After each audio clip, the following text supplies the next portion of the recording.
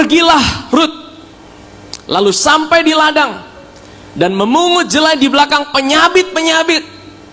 Kebetulan ia berada di tanah milik Boas yang berasal dari kaum Elimelek. Saudara perhatikan kata kebetulan.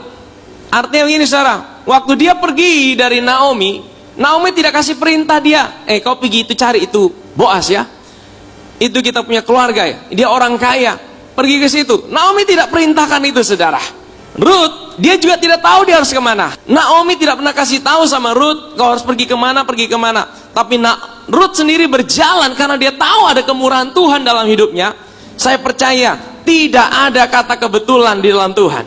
Tidak dibutuhkan kita harus pintar sekali, tapi dibutuhkan orang yang selalu ngalamin waktu yang pas, tempat yang pas, orang yang pas. Sebenarnya tidak ada yang kebetulan di dalam Tuhan, tapi semuanya ada dalam skenario-nya Tuhan. Karena apa saudara? Karena Rut memilih yang pertama, bangsamu adalah bangsaku, Allahmu adalah Allahku. Itu yang pertama saudara. Yang kedua, Rut sadar bahwa hidupnya adalah anugerah Tuhan dalam hidupnya. Waktu dia sadar hidupnya adalah anugerah Tuhan, dia bisa selalu mengucap syukur.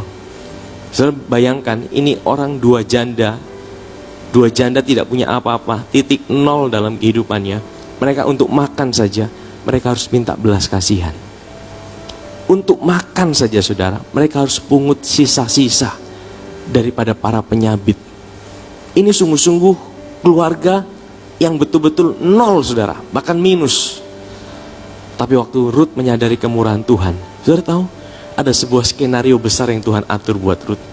Rut dibawa, dia melangkah. Waktu dia melangkah saudara, nah ini juga penting saudara. Waktu kita mulai bergerak, hati kita selalu datang pada Tuhan. Di situ Tuhan mulai menuntun hidup kita. Waktu Rut mulai bergerak saudara, Tuhan bawa dia ke satu tempat. Tuhan bawa dia ke tempat di mana ladang itu milik Boas. Coba bayangkan kalau dia tidak masuk ke ladang Boas, dia masuk ke ladangnya orang lain.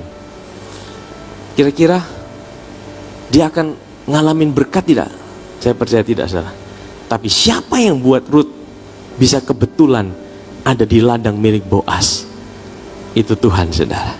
Kadang-kadang kita tidak pernah bayangkan Tuhan arahkan kita, hati kita melangkah sampai di situ. Itu yang Rut alami. Dia sampai di ladang milik Boas. Ya, ladang ini bicara apa saudara?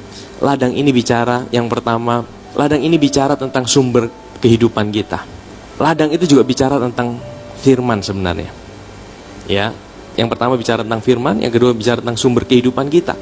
Tuhan akan bawa kita waktu hati kita selalu menyadari Tuhan. Nah, ini penting saudara. Waktu hati kita menyadari Tuhan, Tuhan akan tuntun kita untuk semakin mendekat dengan Dia.